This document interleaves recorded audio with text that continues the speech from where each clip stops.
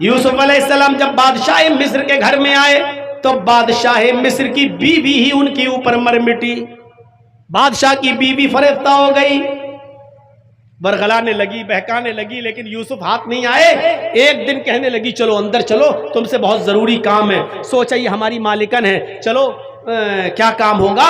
وہ اندر لے گئی، یہ دروازہ بند، آگے لے گئی وہ دوسرا دروازہ بند، پھر ایک اور کمرے میں لے گئی، اس کا دروازہ بند، پھر ایک اور کمرے میں لے گئی، اس کا دروازہ بند، کئی دروازوں کے اندر لے گئی. غلقت الابواب، قرآن میں جمع استعمال ہوا ہے، اس نے سارے دروازے بند کر دیے. اس کا مطلب ایک دروازہ نہیں تھا، کئی دروازے تھے، اس نے سارے دروازے بند کر دیے تاکہ بھاگ نہ پائیں یوسف. اور جیسی وہاں پہنچتی ہے بند کمرے میں، وہی کہنے لگتی ہے یوسف آ جاؤ، کتنے زمانے سے ہم تمہارے بالغ ہونے کا انتظار کر رہے ہیں، تمہارے بڑے ہونے کا انتظار کر رہے ہیں. اے یوسف آؤ، میری پیاس بجھاؤ، آؤ مجھ سے ملو. یوسف علیہ السلام نے فرمایا معاذ اللہ، اللہ کی پناہ، میں یہ کام نہیں کر سکتا. اس کو جنون، کیسے نہیں کرو گے، ادھر آؤ. یوسف بھاگے، پہلا دروازہ کھولنے میں کامیاب، وہ بھی بھاگ رہی ہے. یوسف نے دوسرا دروازہ کھولا، اس میں بھی کامیاب. تیسرا دروازہ کھولا اور بھاگنے میں ادھر سے بھی کامیاب. چوتھا دروازہ کھولا، ادھر سے بھی بھاگنے میں کامیاب. آخری دروازے پر پہنچے، تب تک اس نے پیچھے سے دامن پکڑ لیا، پیچھے سے دامن پکڑ لیا، اور یوسف علیہ السلام نے دروازے کا کنڈا جو ہوتا وہ پکڑ لیا، ادھر کھینچا یوسف کو. بادشاہ مصر کی بیوی نے ایسے کھینچا تو یوسف ایسے دروازہ پکڑے تھے، ایسے کھینچتے ہوئے اس کے اوپر گر گئے، دروازہ بھی کھل گیا. جب دروازہ کھلا تو سامنے بادشاہ کھڑا ہے، مصر کا بادشاہ، اس عورت کا شوہر. حالت یہ تھی کہ وہ عورت نیچے گری ہے، یوسف علیہ السلام اس عورت کے اوپر گرے ہیں، اور سامنے دروازہ کھلا ہے اور دروازے پر بادشاہ کھڑا ہے. فوراً کھڑی ہوتی ہے اور الزام لگاتے ہوئے کہتی ہے کہ آئے میرے شوہر، آپ کی بیوی پر اگر کوئی غلط نظر ڈالے اور غلط ارادے سے اس کو پکڑنے کی کوشش کرے، اس کے ساتھ زنا کرنے کی کوشش کرے، تو اس کی سزا کیا ہونی چاہیے سوائے جیل کھانے کے. بادشاہ مصر کو یقین نہیں آیا، بچپن سے دیکھ رہا ہے، یقین نہیں آیا کہ ایسا کیسے کر سکتا ہے. کہا ٹھیک ہے جیل میں تو جائے گا، لیکن پہلے مقدمہ چلے گا، عدالت سے ثابت تو ہو جائے.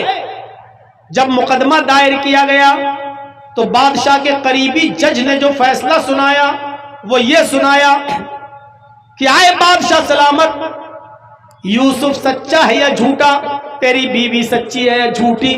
تو اس کو پہچاننے کا ایک ہی طریقہ ہے، یوسف کا کرتا دیکھا جائے، یوسف کی قمیض دیکھی جائے. اگر وہ قمیض پیچھے سے پھٹی ہے تو یوسف سچا ہے، تیری بیوی جھوٹی، اور اگر وہ قمیض آگے سے پھٹی ہے تو یوسف جھوٹا ہے اور تیری بیوی سچی. کرتا منگایا گیا بھری عدالت میں.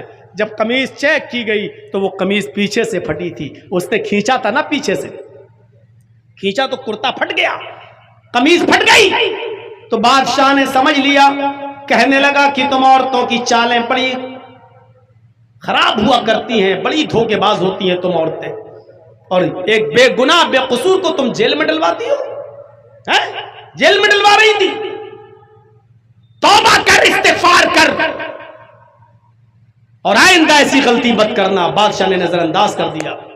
لیکن اس فیصلے کے بعد بادشاہ کی بیوی بدنام ہو گئی، ساری عورتوں میں چرچے ہو گئے، مصر کی عورتوں میں. لو ایک نوکر کو، ایک غلام کو دل دے بیٹھی، ایک غلام سے اس نے دل لگی کر لی، ایک غلام سے کے پاس جا کر غلط کام کرنے کے لیے چلی گئی. بتاؤ، گھر کا نوکر اس کے ساتھ. جب یہ بدنامی وہ برداشت نہ کر سکی تو اس نے ساری مصر کی عورتوں کی دعوت کر دی، دسترخوان بچھا دیا، سب کے سامنے پلیٹیں رکھ دی، پلیٹوں میں پھل رکھ دی، اور پھل کو ایک ایک چھری رکھ دی، اور ان عورتوں سے کہا کہ پھلوں کو کاٹو. مصر کی عورتیں جب پھل کاٹنے لگی تو یوسف سے بادشاہ کی بیوی نے کہا، اے یوسف، ان عورتوں کے سامنے سے گزر جاؤ، ان عورتوں کے سامنے سے نکلو. یوسف علیہ السلام ان عورتوں کے سامنے سے جب گزرے تو کیا دیکھتے ہیں؟ مصر کی ساری عورتیں انہی کو دیکھنے لگیں، اور جب مصر کی عورتیں یوسف کو دیکھنے لگیں تو خوبصورتی دیکھ کر مصر کی ساری عورتیں بھول گئیں کہ ہم کس کو دیکھ رہے ہیں، پھل کاٹ رہے ہیں یا انگلی۔ وہ چھریاں تو انگلی پہ چلا رہی تھی اور یہ سوچ رہی تھی کہ پھل کٹ رہا ہے، حالانکہ پھل تو کب کا کٹ گیا ہے، الگ ہو گیا ہے۔ بجائے پھل کاٹنے کے وہ اپنی انگلیوں کو کاٹنے لگیں اور یوسف کو دیکھتی رہ گئی، چھری انگلیوں پہ چلنے لگی، کہنے لگی ما ھذا بشرا، یہ انسان نہیں ہے، یہ تو کوئی فرشتہ نظر آتا ہے۔ اب بادشاہ کی بیوی نے کہا عورتوں بتاؤ تمہارا دل اس نوجوان پر آیا یا نہیں آیا؟ آ گیا، ہم خود اس کے دیوانے ہو گئے۔ ابھی تو صرف بادشاہ کی بیوی دیوانی تھی، اب جتنی عورتوں نے دیکھا سب اس کی دیوانی۔ بادشاہ کی بیوی بولی اب تم ہی بتاؤ کہ میں اپنے دل کو کیسے سمجھاؤں، تم نے تو ایک جھلک دیکھی ہے، تم اس کی دیوانی ہو گئی ہو۔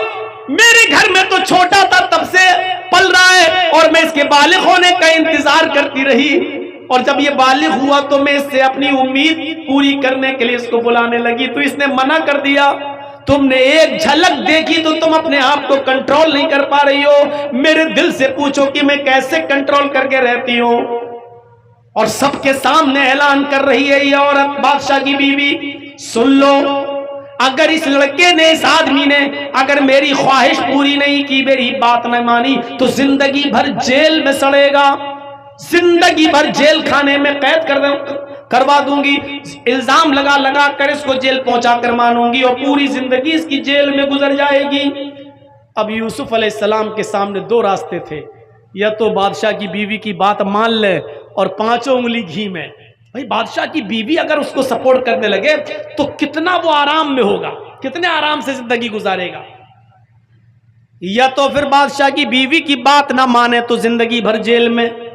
اب یوسف سوچنے لگے کہ میں کیا کروں، بات نہیں مانتا تو جیل خانہ اور بات مان لیتا ہوں تو حرام کاری، میں کیا کروں؟ اپنی نظریں آسمان پہ ڈالی اور کہا اللہ ان دو راستوں میں جس راستے کو پسند کرتا ہوں وہ تجھ سے مانگ رہا ہوں۔ رب السجن احب الی مما یدعوننی الیہ، اے اللہ میں جیل میں رہنا زیادہ پسند کروں گا لیکن وہ کام نہیں کروں گا جس کام کی طرف یہ عورت مجھے بلا رہی ہے، اور یہ مصر والیاں مجھ سے غلط کام لینا چاہتی ہیں، میں وہ کام نہیں کروں گا، اس سے بہتر ہے کہ میری پوری زندگی جیل میں گزر جائے۔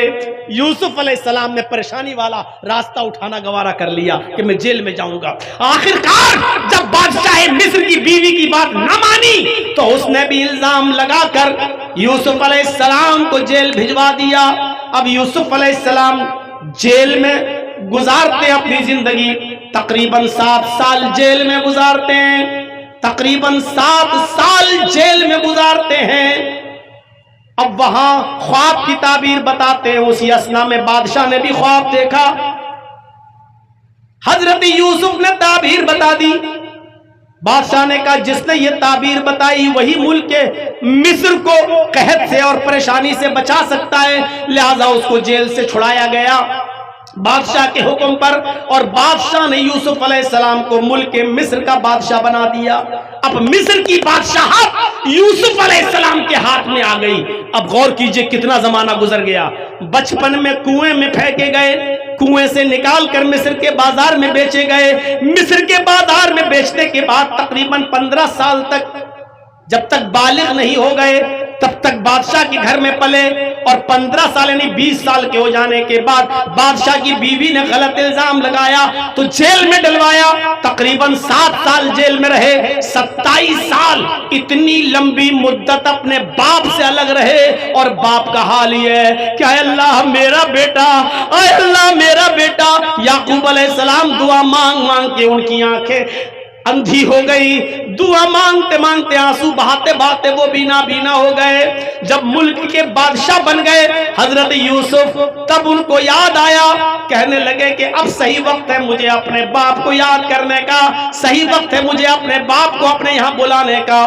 तो जो कमीज बचपन में, जिस कमीज को पहनकर वो कुएं में फेंके गए थे, जो कमीज हजरत यूसुफ संभाल के रखे थे, उसी कमीज को हजरत यूसुफ ने निकाला और कमीज निकालने के बाद मिस्र के कुछ लोगों को भेजा, जाओ मैं उस बस्ती में जाओ, वहां एक बूढ़ा आदमी तुम्हें मिलेगा, उसका नाम याकूब होगा, उस याकूब को बोल देना कि मिस्र के बादशाह ने तुम्हें ये कुर्ता, ये कमीज भेजी है, बाकी बातें उनको याद आ जाएंगी। मिस्र के कुछ लोग यूसुफ का कुर्ता लेकर जब दूसरे मुल्क पहुंचे और वहां याकूब अलैहिस्सलाम से मिले, अभी तक इन लोगों को यह नहीं मालूम था कि यूसुफ ने हमें जहां भेजा है वो यूसुफ का बाप है और यूसुफ उसका बेटा है। अभी किसी को नहीं मालूम, बादशाह को भी नहीं मालूम। जब ये लोग मिस्र से चलकर उस मुल्क में आए जहां याकूब रहते थे और याकूब अलैहिस्सलाम से मुलाकात की, तो कहा कि मिस्र के बादशाह ने ये कुर्ता आपको दिया है। जैसे ही उस कुर्ते को हजरत याकूब अलैहिस्सलाम ने सूंघा, अल्लाह से दुआ की, आंखों की रोशनी वापस आ गई।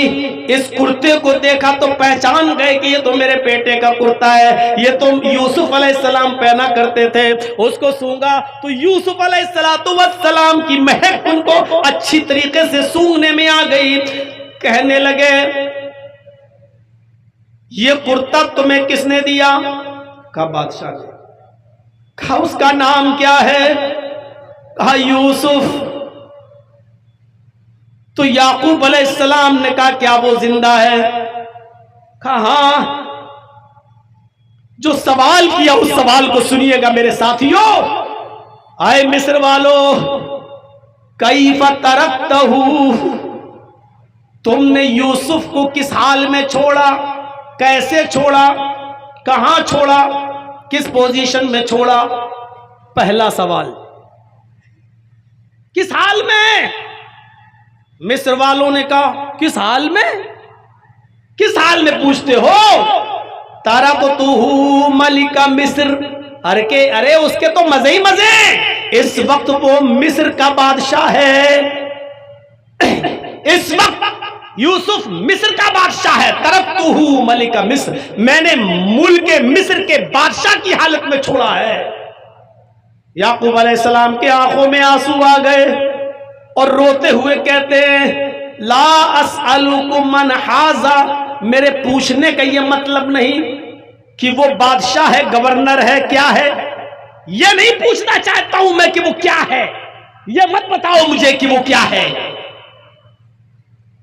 अस्अलुकुम अन यदीन इन तरक्तहू, मैं ये जानना चाहता हूं कि यूसुफ को तुमने किस दीन पर छोड़ा है, किस दीन की वो किसकी इबादत करते हैं, उनका काम क्या है।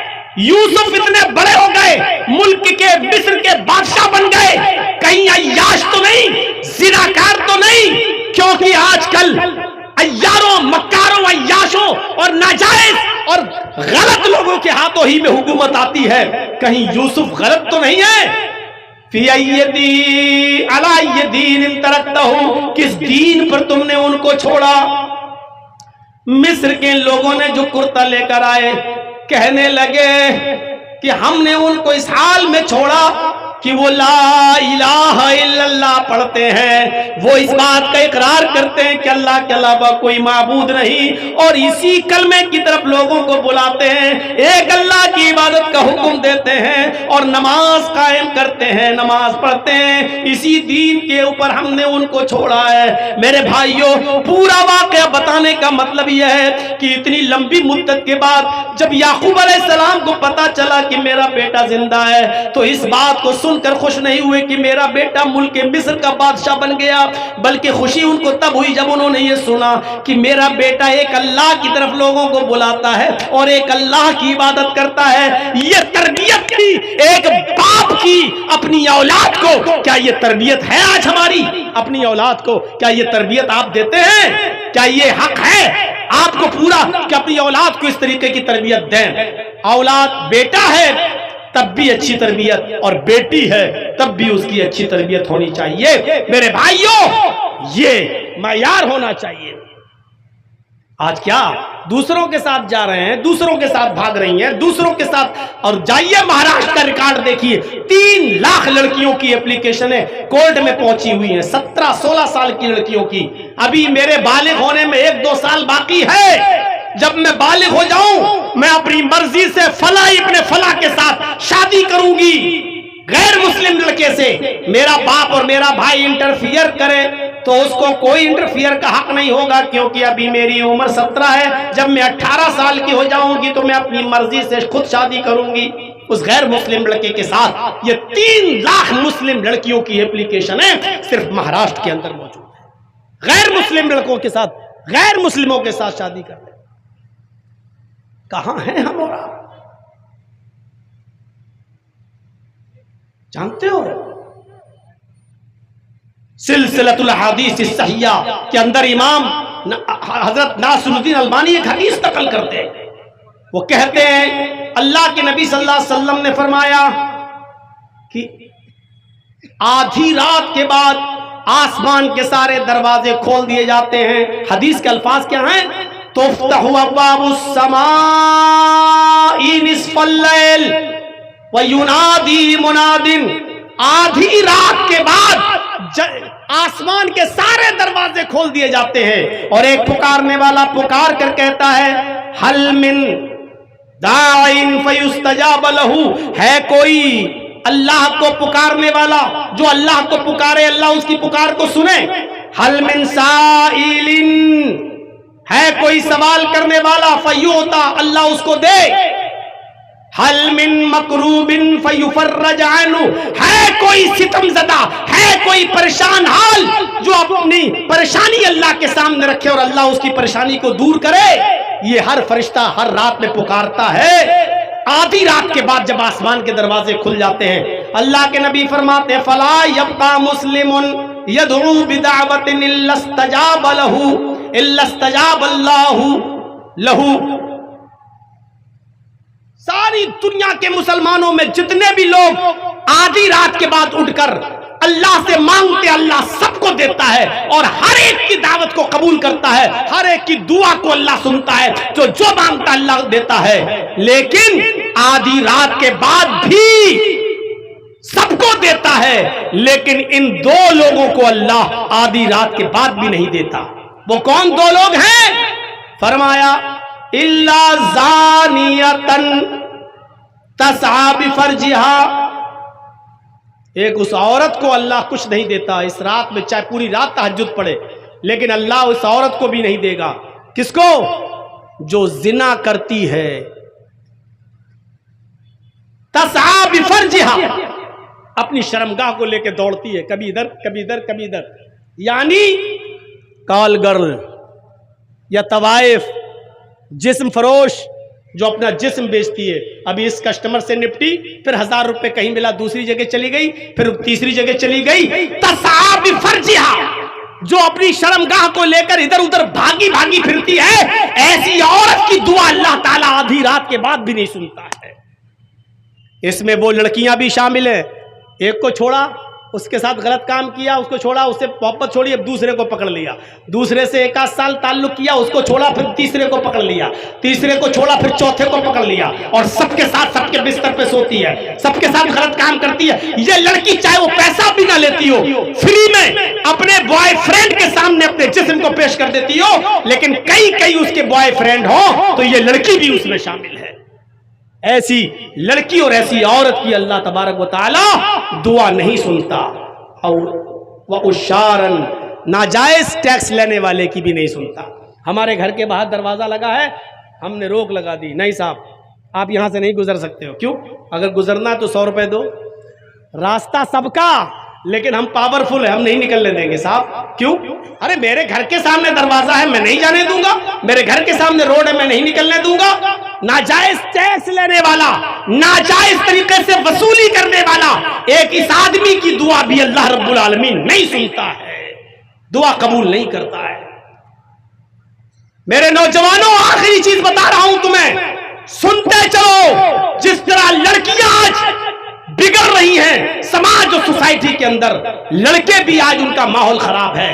تم دوسروں کی ماں بہن بیٹیوں کو غلط نظر سے دیکھو گے تو تمہاری ماں بہن بیٹیاں بھی محفوظ نہیں رہیں گی۔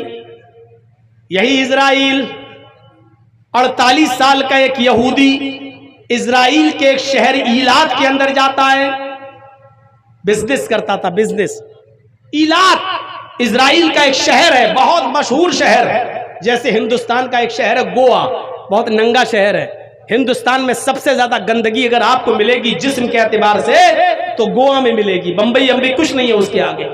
اور پوری دنیا کا سب سے زیادہ ننگا شہر پیرس، امریکہ کچھ نہیں ہے، دنیا کا سب سے زیادہ گندا شہر پیرس، اور ہندوستان کا سب سے گندا شہر گوا۔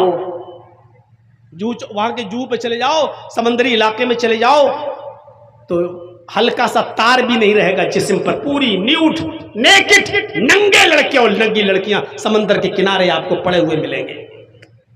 ایسا ہی اسرائیل کا ایک شہر ہے جس کا نام ہے ایلات۔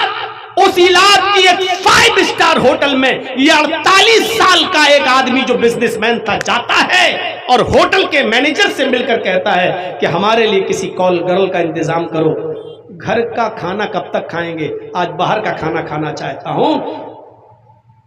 عیاشی کے ارادے سے اس نے کہا کیسی لڑکی چاہیے؟ کہا لڑکی خوبصورت ہونی چاہیے۔ کہا ٹھیک ہے آپ کو خوبصورت لڑکی مل جائے گی۔ کب کا؟ پوری رات کے لیے چاہیے۔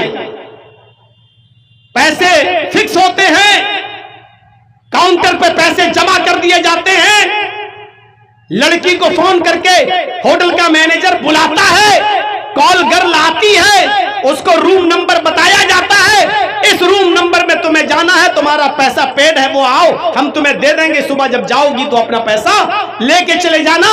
وہ ہوٹل میں جیسے ہی بیل بجاتی ہے، اندر سے آدمی 48 سال کے اس آدمی کی آواز آتی ہے، دروازہ کھلا ہوا ہے تم اندر آ سکتی ہو۔ جیسے ہی لڑکی نے دروازہ کھولا اندر گھستی ہے، لڑکی کے باپ کی جب اس آدمی کی نظر اس لڑکی پہ پڑتی ہے تو اس کو ہارٹ اٹیک پڑ جاتا ہے، اس کو دل کا دورہ پڑتا ہے، وہ آدمی زمین کے اوپر گر پڑتا ہے، اس لیے کہ اس نے جب غور سے دیکھا تو پتا چلا کہ یہ کال گرل کوئی اور نہیں، اس کی اپنی سگی بیٹی ہے۔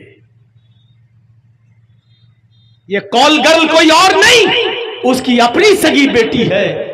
جب اس کو دل کا دورہ پڑا، جلدی سے اس کو ایمرجنسی ہاسپٹل میں پہنچایا گیا، اس کی بیوی کو فون کیا گیا، اس کی بیوی جب آئی تو اس نے اپنی بیوی کو پوری بات بتائی۔ بیوی نے کہا اچھا تو اس کا مطلب یہ ہے کہ تمہیں بھی گھر سے سکون نہیں تھا، تم بھی باہر آ کر عیاشی کرتے ہو۔ جس راستے پر باپ چلتا ہے تو اس کی اولاد بھی اسی راستے پر چل پڑی ہے، تمہاری بیٹی بھی اسی راستے پر اسی لیے چل رہی ہے کیونکہ تم نے غلط راستہ پکڑا، یہی راستہ تمہاری بیٹی نے بھی پکڑا، اب مجھے تم سے طلاق چاہیے۔ اور آخر کار اس عورت نے اپنے آدمی سے طلاق لے لی۔ میرے بھائیوں، جب تم باپ ہو کر غلط راستے پہ چلو گے تمہاری بیٹیاں بھی غلط راستوں پہ چلیں گی، نہیں بچا پاؤ گے تم۔ پاکستان کا ایک شہر ہے کراچی، کئی بار میں جا چکا ہوں۔ اس کراچی کے اندر ایک بہت مشہور علاقہ ہے جس کا نام ہے defence housing authority. Defence housing authority, اس ڈیفنس ہاؤسنگ اتھارٹی میں ایک بہت خوبصورت پرائیویٹ نجی اسکول بنا ہوا ہے، بہت خوبصورت۔ امیر ماں باپ کے لڑکے اور لڑکیاں اس اسکول کے اندر پڑھتے ہیں، نجی اسکول ہے۔ اس اسکول کے 4 اسٹوڈنٹس نے یہ طے کیا کہ آج کسی لڑکی کو ہم بہکائیں گے، بہلائیں گے اور ناشتہ پانی کے بہانے اس کو ایک کمرے میں بند کر دیں گے، اور 4 لڑکے اس سے ایک ایک کر کے اس کے ساتھ آج زنا کریں گے، زیادتی کریں گے اس کے ساتھ۔ ان 4 لڑکوں میں سے ایک لڑکا کسی لڑکی کو بہلا کر پھسلا کر کھلانے پلانے کے بہانے دوست بنا کر لاتا ہے اور ایک کمرے میں لے جاتا ہے اور کہتا میں ابھی آ رہا ہوں۔ باہر آ کر کال کرتا اپنے 3 ساتھیوں سے کام ہو گیا. لڑکی کو جان سے مارنے کی دھمکی دے دی گئی. لڑکی ڈر گئی لیکن وہ غلط کام کرنے پر تیار ہے. کہہ رہی ہے میری جان مت لو, پہلے میں جا رہا ہوں. اس کے بعد پھر دوسرا, پہلے جس نے پکڑا وہ گیا, اس لڑکی کے ساتھ غلط کام کیا, وہ باہر آیا.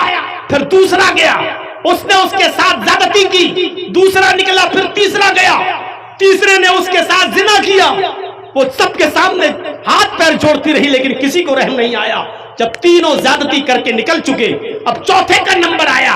کہا کہ دیکھ ہاتھ پیر تو بہت جوڑ رہی ہے لیکن رحم مت کرنا, بہت خوبصورت ہے, پورا مزہ آئے گا تجھے, جاؤ. یہ چوتھا دروازہ کھولتا ہے, اس لڑکی کے پاس جاتا ہے.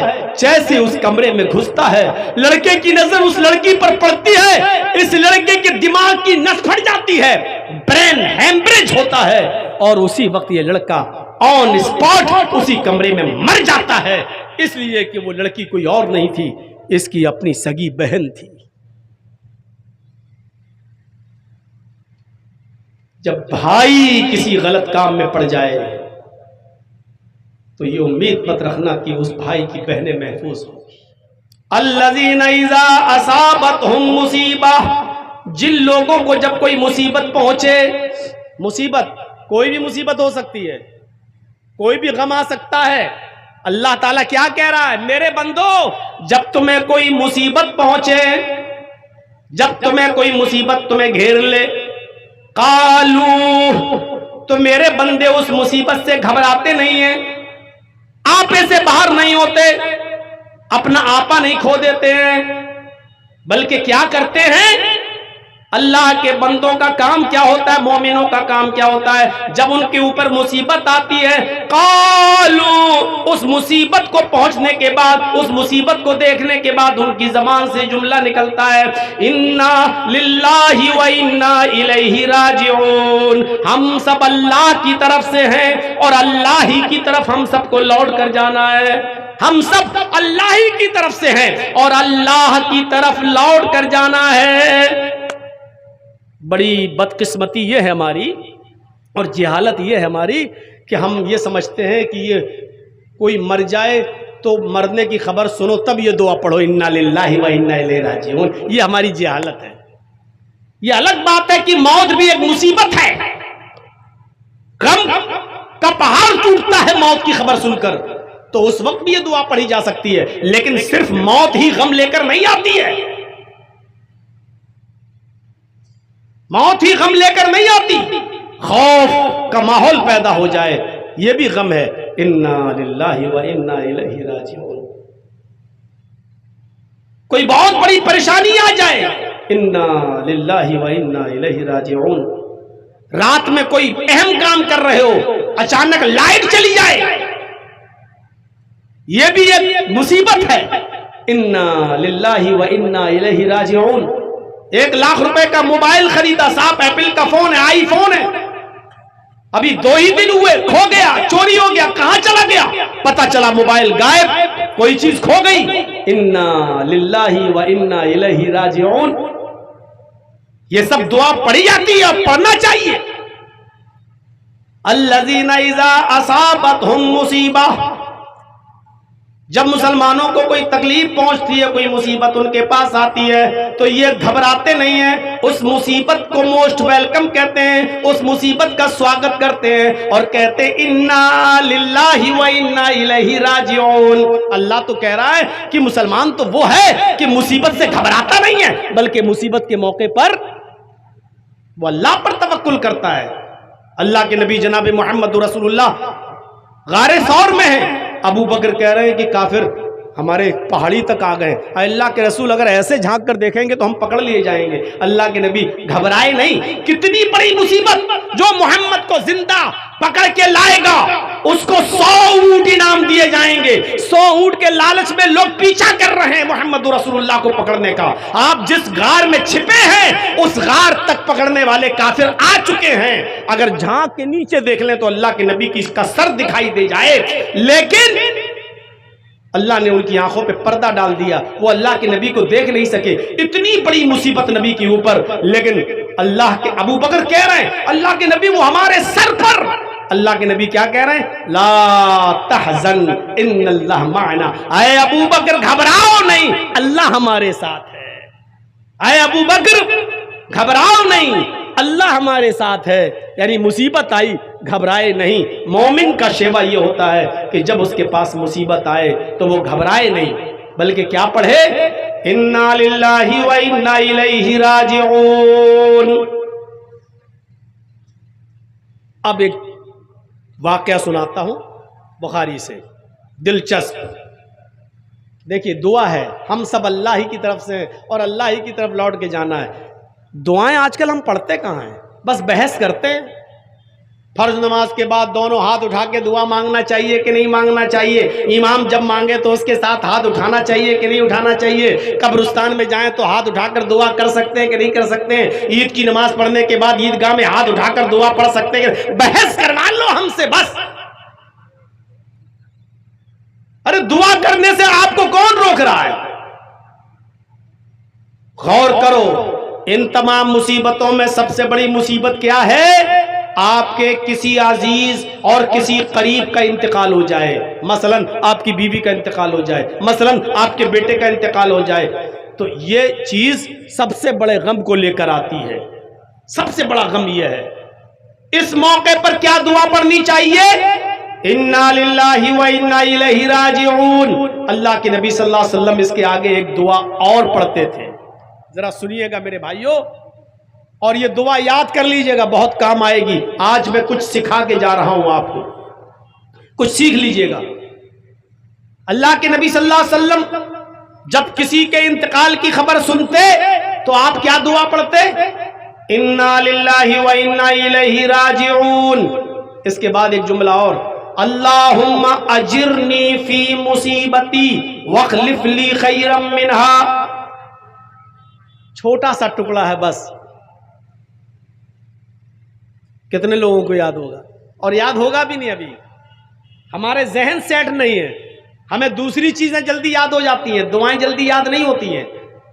ہر سال رمضان کے مہینے میں شب قدر میں مائک لے کے سکھانا پڑتا ہے کہ دعا پڑھو، اللہم انک عفو تحب العفو فاعف عنی۔ اتنی سی دعا یاد نہیں ہو پائی، اتنی سی دعا، اور بار بار یاد کرایا جاتا ہے کہ یہ دعا پڑھو۔ شب قدر میں یہ دعا پڑھا کرتے تھے اللہ کے رسول، اللہم انک عفو تحب العفو فاعف عنی، ہر سال بتانا پڑتا ہے۔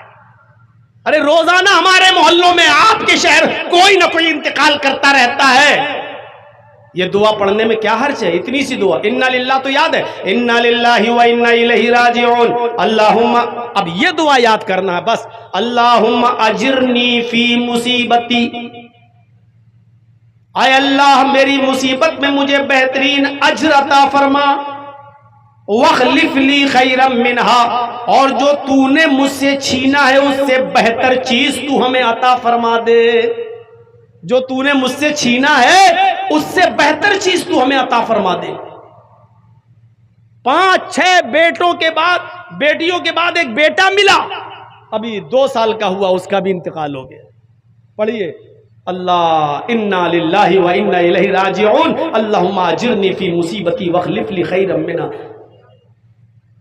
ہم سب اللہ کی طرف سے آئے ہیں، اللہ ہی کی طرف لوٹ کر جانا ہے۔ اے اللہ میرے بیٹے کے انتقال پر جو مصیبت میرے اوپر آئی ہے، اس مصیبت میں مجھے بہترین اجر عطا فرما، واخلف لی خیرا منہا، اور تو نے مجھ سے جو چھینا ہے مجھے اس سے بہتر چیز دے دے، یعنی اس سے بہتر بیٹا تو مجھے عطا فرما دے۔ آپ اللہ سے کیا مانگ رہے ہیں؟ اللہ کے نبی صلی اللہ علیہ وسلم عصر کی نماز کے بعد صحابہ کرام کے پاس بیٹھے ہوئے مسجد میں، اور آپ ان کو سمجھانے لگتے ہیں اور یہی دعا سکھلاتے ہیں کہ تمہارا جب کوئی قریبی انتقال کر جائے تو یہ دعا پڑھ لیا کرو، انا للہ و انا الیہ راجعون، اللہم اجرنی فی مصیبتی واخلف لی خیرا منہا۔ اسی صحابہ کی محفل میں حضرت ابو سلمہ رضی اللہ تعالیٰ عنہ بیٹھے ہوئے ہیں۔ صحابہ میں بہت سے صحابہ تھے، ابو سلمہ بھی تھے۔ ابو سلمہ کہتے ہیں اللہ کے نبی نے جب یہ دعا بتائی تو میں نے اس دعا کو یاد کر لیا۔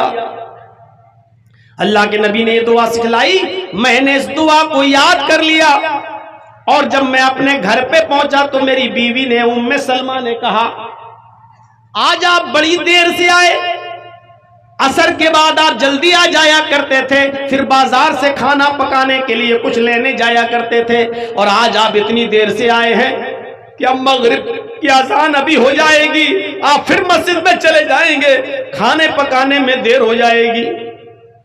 کہاں رہ گئے تھے آج دیر کیسے ہو گئی آنے میں؟ آج دیر کیسے ہو گئی آنے میں؟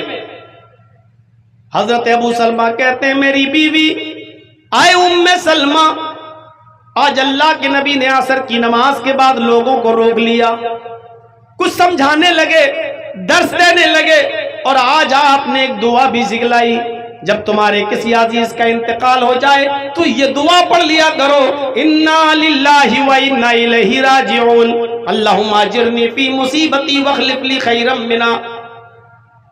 ام سلمہ کہتی ہیں کہ میرے شوہر ابو سلمہ نے جب یہ دعا مجھے بتائی کہ اللہ کے نبی نے مسجد میں یہ دعا صحابہ کو سکھائی، تو میں نے اپنے شوہر سے یہ دعا سنی تو میں نے بھی اس دعا کو یاد کر لیا۔ یہ دعا تو سب کو یاد تھی، انا للہ و انا الیہ راجعون، اتنا سا یاد کرنا تھا، اللہم اجرنی فی مصیبتی واخلف لی خیرا منہا۔ اتنی بار میں اس دعا کو پڑھ چکا ہوں کہ شاید اب آپ کو بھی یاد ہو گیا ہوگا۔ کسی کو کھڑا کر کے پوچھیں، اتنی بار میں دہرا چکا ہوں کہ شاید آپ کو یاد ہو گئی ہو، اللہم اجرنی فی مصیبتی واخلف لی خیرا منہا۔ اب سر نیچے ہو گئے، کہیں مولانا ہم ہی کو کھڑا کر کے نہ پوچھ لیں، ہم کو کھڑا نہ کر دیں۔ اتنی سی دعا حضرت ام سلمہ کہتی ہے میں نے یاد کر لی، جب کسی کا انتقال ہوتا میں یہ دعا پڑھ لیتی۔ 6 مہینے گزر گئے، 8 مہینے گزر گئے، 1 سال گزر گیا، میرے شوہر کپڑے کا بزنس کرتے تھے، کپڑا دوسرے شہر میں لے جایا کرتے تھے، بیچتے تھے، اور وہاں سے کچھ چیزیں خرید کے لاتے تھے، اپنے شہر میں بیچا کرتے تھے۔ میرے شوہر بزنس کرتے تھے دوسرے شہر میں جا کر۔ ایک دن میرے شوہر بزنس کے لیے نکلے اور وہاں پہنچ گئے، اور وہاں سے بہت سا سامان لے کر جب میرے گھر کی طرف آئے، اپنے شہر کی طرف جب چلنے لگے تو راستے میں بیمار پڑ گئے، ابو سلمہ بیمار پڑ گئے۔ اوفو، جو چیز بتانے جا رہا ہوں غور سے سنو میرے بھائیوں۔ ام سلمہ کہتی ہیں میرے شوہر باہر گئے، اور وہاں سے جب لوٹے دوسرے شہر سے تو بیمار پڑ گئے، اور راستے ہی میں ان کا انتقال ہو گیا۔ ابو سلمہ اسی بیماری میں انتقال کر گئے۔ میرے کانوں میں خبر پہنچائی گئی، کوئی دوڑتا ہوا آیا، اس نے مجھے بتایا کہ تمہارے شوہر ابو سلمہ بیمار پڑ گئے تھے راستے میں اور ان کا انتقال ہو گیا۔ میں نے اپنے شوہر کے انتقال کی جب خبر سنی تو میں نے یہی دعا پڑھ لی جو مجھے یاد تھی، انا للہ و انا الیہ راجعون۔ یہی دعا میں نے پڑھ لی، انا للہ و انا الیہ راجعون، اللہم اجرنی فی مصیبتی واخلف لی خیرا منہا۔ پھر مٹی میرے گھر لائی گئی، غسل دیا گیا، کفنایا گیا، اور ابو سلمہ کو دفن کر دیا گیا۔ میں عدت میں بیٹھ گئی، عدت کرنے لگی، اور جب بھی مجھے میرے شوہر کی یاد آتی تو میں پھر یہ دعا پڑھ لیتی۔ شوہر کی یاد آتی، یہ ایک غم تھا، تو میں یہ دعا پڑھ لیتی، یہی انا للہ و انا الیہ راجعون، اللہم اجرنی فی مصیبتی واخلف لی خیرا منہا۔ ام سلمہ کہتی ہیں کہ 2-3 مہینے گزر گئے، میں عدت میں تھی، ایک دن مجھے شوہر کی یاد آئی تو میں یہ دعا پڑھنے لگی۔ جب میں دعا پڑھنے لگی تو میں اس کے ترجمے پر غور کرنے لگی، اس کی میننگ پر، مفہوم پر غور کرنے لگی۔ میں سوچنے لگی ایسا کیسے ہو سکتا ہے؟ اس دعا کا مطلب تو یہ ہے کہ ہم اللہ کی طرف سے ہیں اور اللہ ہی کی طرف جانا ہے۔ اے اللہ میری مصیبت میں مجھے بہترین بدلہ دے، وَخْلِفْ لِي خَيْرًا مِّنْهَا، اور جو تو نے مجھ سے چھینا ہے اس سے بہتر بدلہ مجھے دے، بہتر چیز عطا کر۔ سلمہ کہتی ہے میں بار بار یہ دعا پڑھتی ہوں کہ اللہ مجھے اس سے بہتر چیز دے جو تو نے مجھ سے چھینی ہے۔ بھلا میرے شوہر سے بہتر کون ہو سکتا ہے؟ میرے شوہر جو مجھ پر جان چھڑکتے تھے، میرے دیوانے تھے، میری ہر پریشانی اور ہر چیز کا خیال رکھتے تھے، میرے شوہر اس دنیا سے انتقال کر گئے، اور میں اللہ سے دعا کرتی ہوں کہ اللہ مجھے وہ چیز دے جو میرے شوہر سے بہتر ہو، میرے شوہر سے بہتر چیز دے۔ کیسے ہو سکتا ہے؟ بھلا اس دنیا میں میرے شوہر سے اچھا بھی کوئی ہوگا؟ ایسا کیسے ہو سکتا ہے؟ سلمہ کہتی ہیں میں دعا کو دعا کی طرح پڑھتی رہی اور یہ سوچتی رہی کہ ایسا کیسے ہو سکتا ہے؟ بھلا ابو سلمہ سے بھی زیادہ کوئی محبت کرنے والا، ابو سلمہ سے بھی زیادہ کوئی پیار کرنے والا مجھے ملے گا کیا؟ ان سے بھی کوئی اچھا اس دنیا میں ہوگا؟ سلمہ کہتی ہیں کہ جب میری عدت پوری ہو گئی، 4 مہینے 10 دن، جب میری عدت پوری ہو گئی تو ایک دن میں بکری کے چمڑے کو، بکری کے کھال کو دباغت دے رہی تھی۔ عرب کے اندر یہ کھالے والے بیچی نہیں جاتی تھی، بکری ذبح کی، کھال نکالی، اس کو دباغت دی، اس کو گرم پانی میں ببول ابول ڈال کر اس کو گرم کر کے اس کو صاف کیا، یا تو مشکیزہ بنا لیا جاتا تھا جو پانی کے بھرنے میں کام آتا ہے، یا ڈھول بنا لیا جاتا تھا، یا جائے نماز وغیرہ بنا لی جاتی تھی، اس کو گھر میں استعمال میں لایا جاتا تھا۔ سلمہ کہتی ہے کہ میں بکری کے کھل کے چمڑے کو دباغت دے رہی تھی، اچانک میرے دروازے پہ دستک ہوئی، میری عدت ختم ہو گئی، اچانک میرے دروازے پر دستک ہوئی، میں نے جلدی سے ہاتھ دھوئے اور دروازے کی طرف میں آگے بڑھی، میں جلدی سے دروازے کی طرف آگے بڑھی، جیسے ہی میں نے دروازہ کھولا تو کیا دیکھتی ہوں کہ میرے سامنے جناب محمد رسول اللہ صلی اللہ علیہ وسلم کھڑے ہیں، میرے سامنے محمد رسول اللہ صلی اللہ علیہ وسلم کھڑے ہیں۔ آپ نے مجھے دیکھا، کہا السلام علیکم، میں نے بھی نبی اکرم کے سلام کا جواب دیا، وعلیکم السلام ورحمت اللہ وبرکاتہ، میں نے بھی نبی کے سلام کا جواب دیا، اور پھر آپ کو گھر میں اندر آنے کی اجازت دی کہ اندر آئیے۔ اے اللہ کے نبی آپ اندر تشریف لائیے۔ اللہ کے نبی جب گھر کے اندر تشریف لائے تو کھجور کے پتوں کی بنی ہوئی چٹائی بچھی ہوئی تھی، اسی چٹائی کے اوپر اللہ کے نبی بیٹھ گئے۔ کتنی بے عزتی ہوتی ہے، عورتیں کہتی ہیں لو صاحب اتنا اچھا گھر بنا لیا، ایک صوفہ نہیں ڈال سکتے ہو؟ باہر کے مہمان آتے ہیں بیچارے، ان کو ٹوٹی پھوٹی کرسیوں پہ بٹھانا پڑتا ہے۔ اللہ کے نبی کھجور کے پتوں کی بنی ہوئی چٹائی کے اوپر بیٹھ گئے۔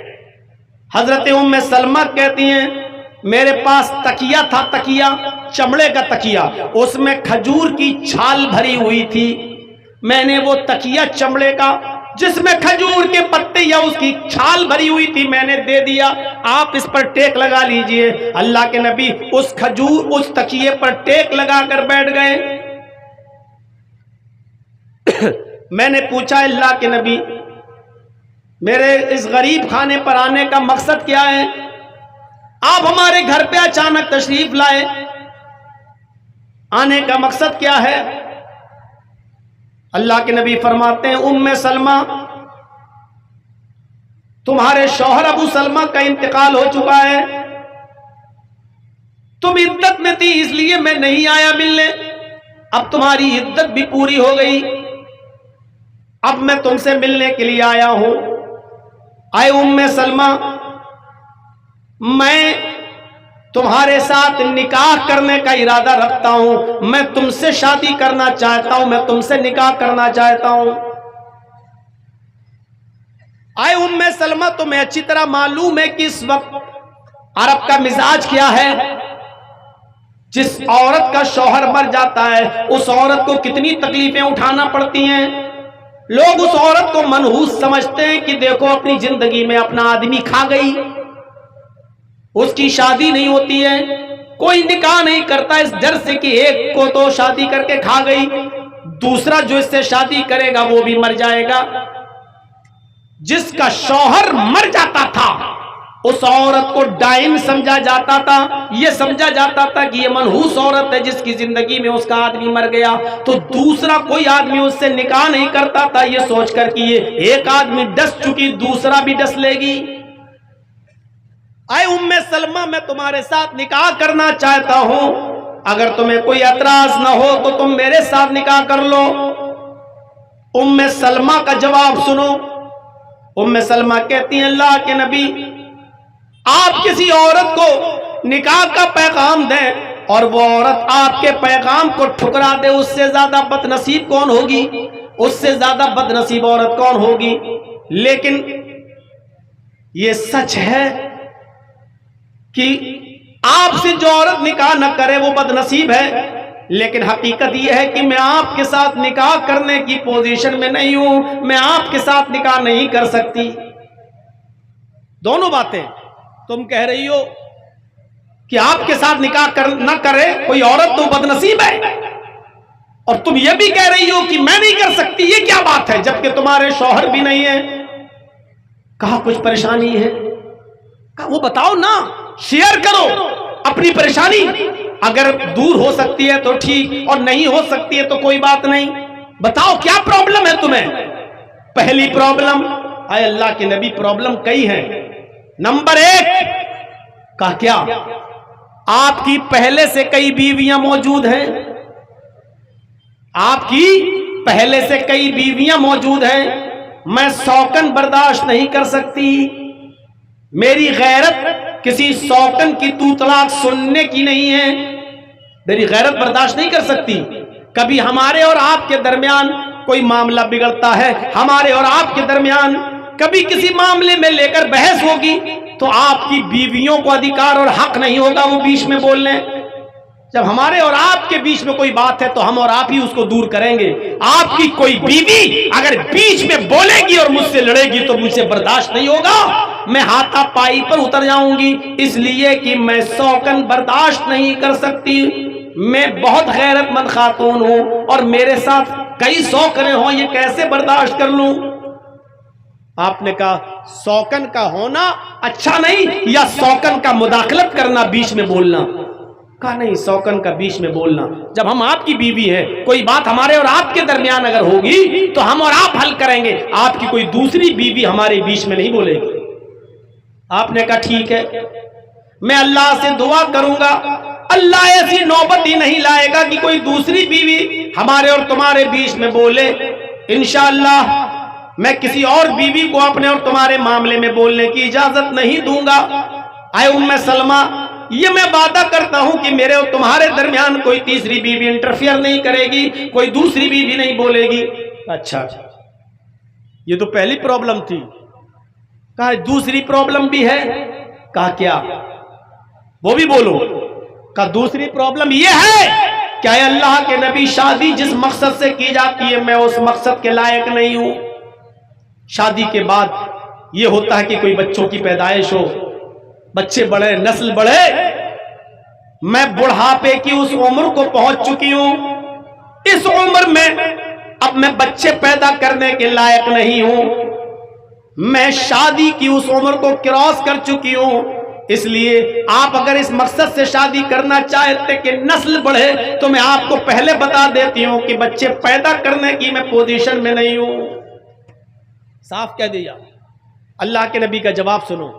आए उम्मे सलमा, बुढ़ापे की जिस दहलीज पर तुमने कदम रख दिया है, तकरीबन मैं भी उसी दहलीज पर कदम रखे हुए हूं। तुम जितनी उम्र की हो उतनी उम्र का मैं भी हूं, लिहाजा उम्र में कोई मसला नहीं है, और शादी में बच्चों की पैदाइश की वजह से नहीं कर रहा हूं, इस रस्म को खत्म करने के लिए करना चाहता हूं जो अरब के अंदर है, जो किसी बेवा औरत को शादी करने का अधिकार नहीं देती है। मैं चाहता हूं कि मैं बेवा औरत को निकाह में ले आऊं, एक बेवा से शादी कर लूं ताकि ये रस्म टूट जाए और लोग बेवा औरतों से निकाह करने लगे और बेवा औरत को भी हक हासिल हो कि किसी शौहर को ढूंढे और आदमी को और शादी कर ले, बेवा औरत को भी घर बसाने का हक हासिल हो जाए, इसलिए मैं शादी कर रहा हूं।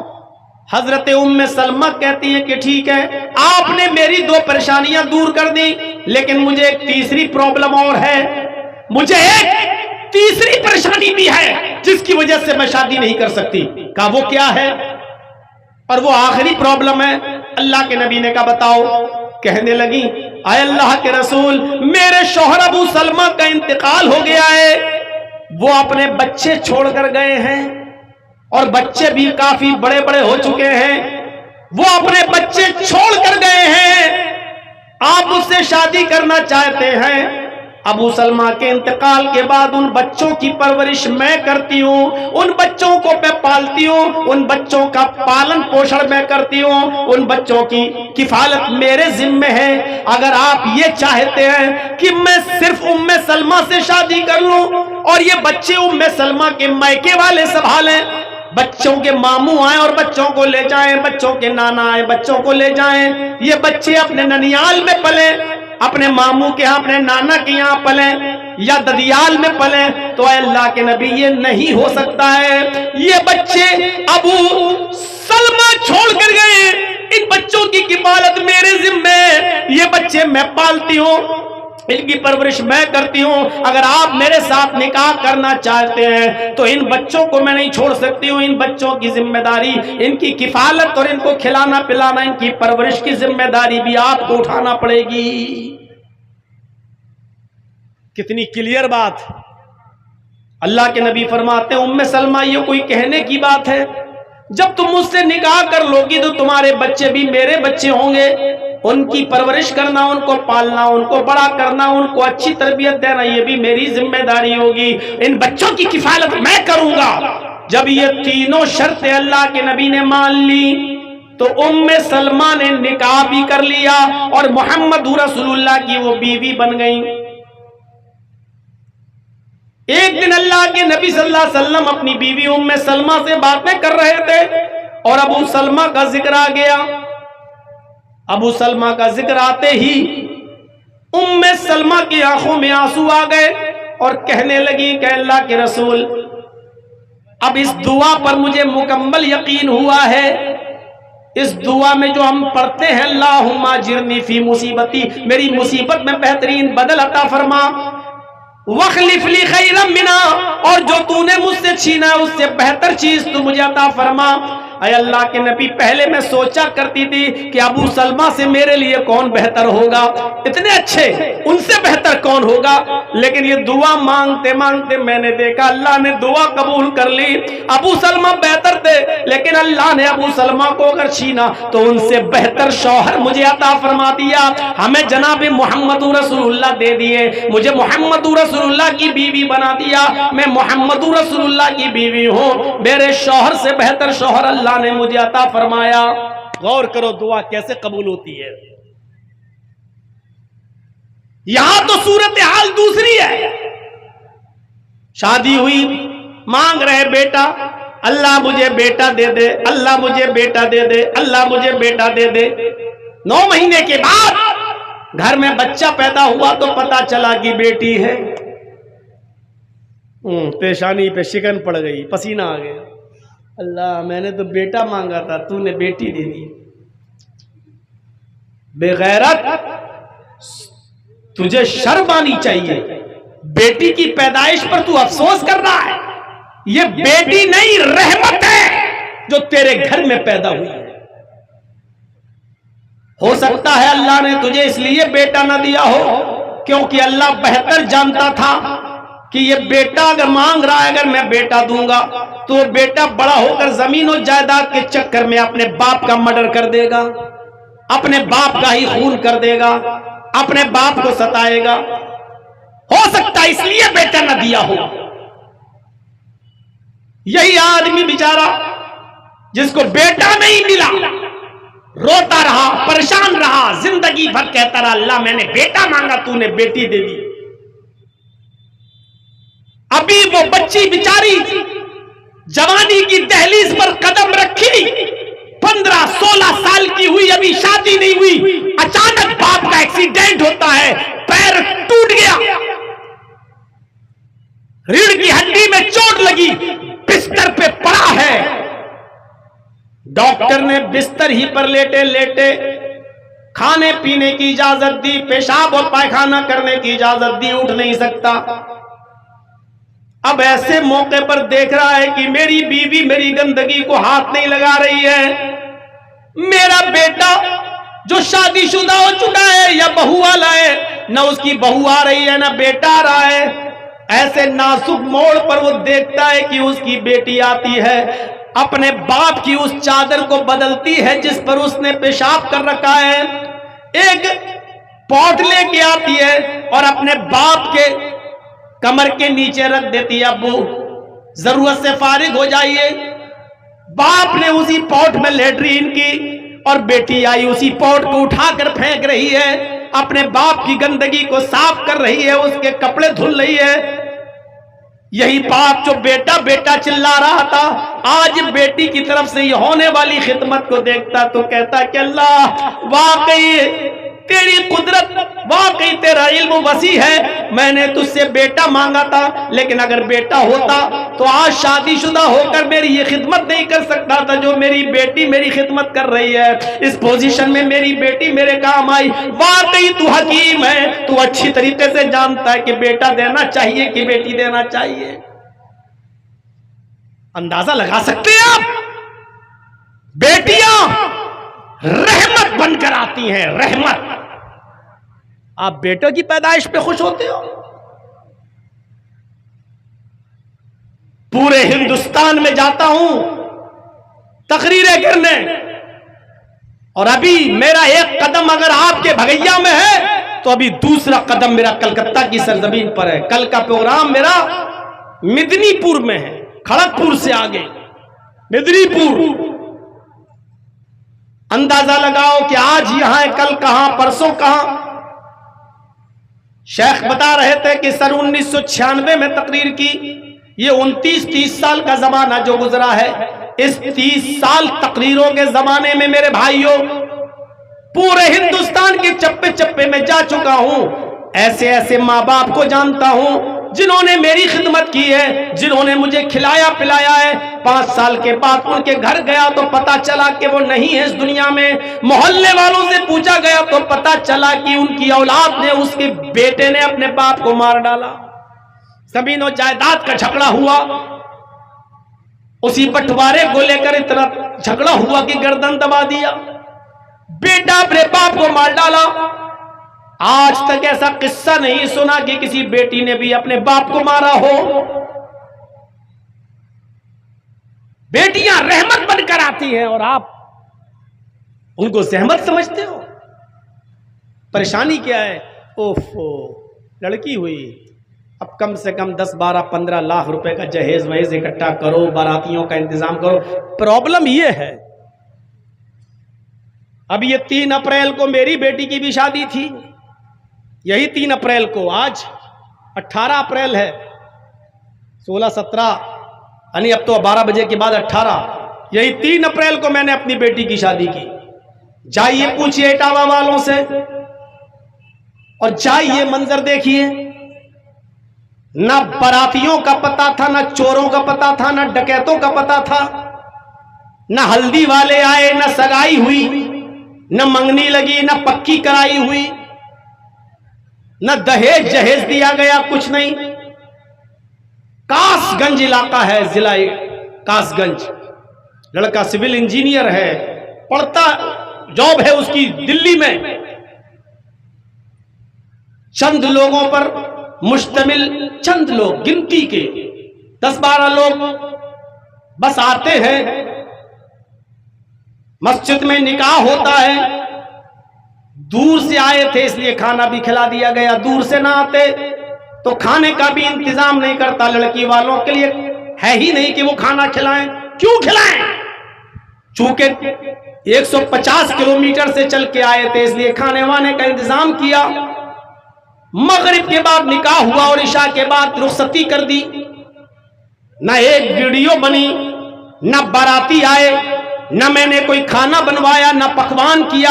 میں نے خود اپنے محلے کے لوگوں کو بھی نہیں بلایا، میں نے اپنے سگے خالہ خالوؤں کو نہیں بلایا، ماموں کو نہیں بلایا۔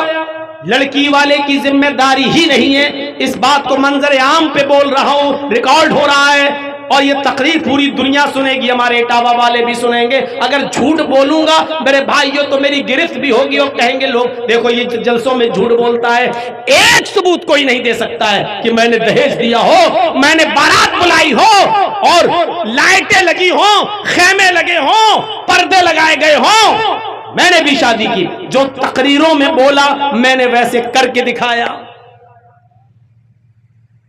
اب آپ اپنے علاقے کے مولویوں پہ نظر رکھو اور دیکھو کہ یہ اپنی بیٹیوں کی شادی کیسے کرتے ہیں, یہ اپنے بیٹوں کی شادی کیسے کرتے ہیں. آپ نظر رکھو اور مولویوں پہ بھی نظر رکھو کہ یہ غیر شادی شدہ یہ کیسے شادی کرتا ہے. دیکھو اس 30 سال کی زندگی میں کتنی اصلاح ہوئی. آپ غور کریں, آپ لڑکے ہی مارتے ہیں اپنے ماں باپ کو, لڑکیاں نہیں. ہاں مولانا صاحب, لڑکی پورے خاندان کا نام ڈبو دیتی ہے, یہ سچ ہے, آپ صحیح کہہ رہے ہیں. آپ کو اس وقت تکلیف ہوتی ہے جب آپ کے گھر میں کوئی لڑکی پیدا ہوئی, بڑی ہوئی, اور آپ جہاں شادی کرنا چاہتے وہ لڑکی تیار نہیں, وہ دوسری جگہ شادی کرنا چاہتی ہے, کسی غیر آدمی سے نکاح کرنا چاہتی ہے, اور ایسا بھی ہو سکتا ہے کہ وہ کسی غیر مسلم سے شادی کرنا چاہتی ہو. اب آپ کے سر گھومتے ہیں کہ اب کیا ہوگا, اور جب وہ کسی غیر کے ساتھ بھاگتی ہے تو آپ کہتے ہیں کہ اچھا تھا یہ پیدا ہوتے ہی مر جاتی ہے. تو اس میں لڑکی کا قصور نہیں ہے جو بھاگ رہی ہے کسی غیر کے ساتھ, اس میں قصور ہے آپ کی تربیت کا, اس میں قصور ہے آپ کی پرورش کا. آپ نے اپنی بیٹی کو وہ تربیت ہی نہیں دی, کیوں گئی غیر مسلم کے ساتھ, کیوں بھاگی وہ کسی مسلمانی کے ساتھ, لیکن بھاگ کر شادی کیوں کی, کیوں؟ اس میں غلطی آپ کی رہی, آپ نے اس کو اینڈرائیڈ موبائل دے دیا. لے بیٹی 30,000 کا موبائل ہے اوپو کا, لے ویوو کا, لے سیمسنگ کا, سم بھی دے دی, نیٹ پیک بھی ڈال دیا. اب وہ آپ کی بیٹی چلا رہی ہے, فیس بک بھی چلا رہی ہے, میسنجر بھی چلا رہی ہے, واٹس ایپ بھی چلا رہی ہے. پڑھنے کے لیے بھی آپ نے ایسا اسکول اس کا چوائس کیا جہاں لڑکے اور لڑکیاں دونوں بیٹھ کے پڑھ رہے ہیں. انٹرویل میں اسکول کی کینٹین میں بنی ہوئی ہوٹل پہ لڑکے اور لڑکیاں دونوں بیٹھ کر چائے پی رہے ہیں. اب تیری لڑکی کسی غیر کے ساتھ بھاگے گی نہیں تو کیا تیری آرتی اتارے گی؟ تربیت آپ نے غلط دی تو لڑکی پھر اس کا قصور کیا ہے؟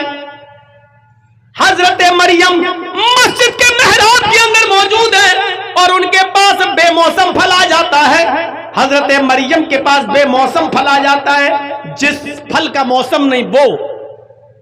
حضرت زکریا نے دیکھا یہ پھل, کہنے لگے اے مریم یہ پھل کہاں سے آئے تیرے پاس, انا لک ھذا, اے مریم یہ پھل تیرے پاس کہاں سے آئے؟ سیب کا موسم نہیں, سیب کہاں سے آیا؟ آم کا موسم نہیں, آم کہاں سے آیا؟ لیچی کی فصل نہیں, لیچی کہاں سے آئی؟ انگور کا موسم نہیں, انگور تیرے پاس کہاں سے آ گیا؟ اے مریم بتا یہ پھل کون لایا تیرے پاس؟ حضرت مریم جواب دیتی ہیں قالت هو من عند اللہ, اے میرے سرپرست, اے میری پرورش کرنے والے, مجھے کھلانے پلانے والے, میرا خیال رکھنے والے, اے زکریا یہ تمام کی تمام نعمتیں اللہ کے پاس سے آئی ہیں, کوئی فرشتہ رکھ کر گیا ہے. آپ غلط نہ سمجھو, میرا کسی لڑکے کے ساتھ کوئی غلط تعلق نہیں ہے, یہ کوئی مجھے تعلق میں نہیں دے گیا, کوئی لڑکا نہیں دے گیا, یہ ساری نعمتیں مجھے اللہ کی طرف سے ملی ہیں. حضرت زکریا نے کیسی پرورش کی تھی, اور اس سے پوچھ رہے ہیں یہ پھل کہاں سے آیا؟ کس سے؟ زکریا کس سے پوچھ رہے ہیں؟ مریم سے. کون مریم؟ جن کو اللہ تعالیٰ نے بغیر شوہر کے بیٹا دیا عیسیٰ, وہ مریم جن کے پیٹ سے بغیر شادی کے بغیر شوہر کے مریم کو بیٹا دیا عیسیٰ، جب ان کے اوپر الزام لگا کہ مریم زانیہ بدچلن بغیر شادی کے بچہ پیدا کر دیا، تو مریم کی پاک دامنی کا اعلان اللہ رب العالمین نے کیا کہ نہیں، مریم پاک دامن ہے، عیسیٰ اللہ کے کلمے سے پیدا ہوئے، اللہ کے حکم سے پیدا ہوئے ہیں، مریم غلط نہیں ہے، مریم غلط نہیں ہے۔ جن کی پاک دامنی کا اعلان اللہ نے کیا، جب اس سے سوال ہو سکتا ہے، جس کے پاک دامن ہونے کا اعلان اللہ نے کیا، جب اس سے پوچھا جا سکتا ہے کہ یہ پھل تیرے پاس کہاں سے آئے، تو آئے لڑکیوں کے ماں باپ، تم اپنی بیٹیوں سے کیوں نہیں پوچھ سکتے ہو یہ کپڑا کہاں سے آیا، یہ دوپٹہ کہاں سے آیا، یہ موبائل کہاں سے آیا، موبائل میں یہ کور کہاں سے آیا، تیرے موبائل میں بیلنس نہیں تھا، اس موبائل میں بیلنس کس نے ڈالا؟ کیا تم اپنی بچیوں سے، اپنی بیٹیوں سے یہ سوال نہیں کر سکتے؟ اور نہیں کرو گے تو تمہارا نام ڈبوئیں گی اور غیروں کے ساتھ بھاگیں گی، تمہاری آرتی نہیں اتاریں گی۔ تربیت جہاں لڑکیوں کے لیے، لڑکوں کے لیے بھی ہونی چاہیے، لڑکیوں پر بھی نظر ہو تو لڑکوں پر بھی نظر ہو۔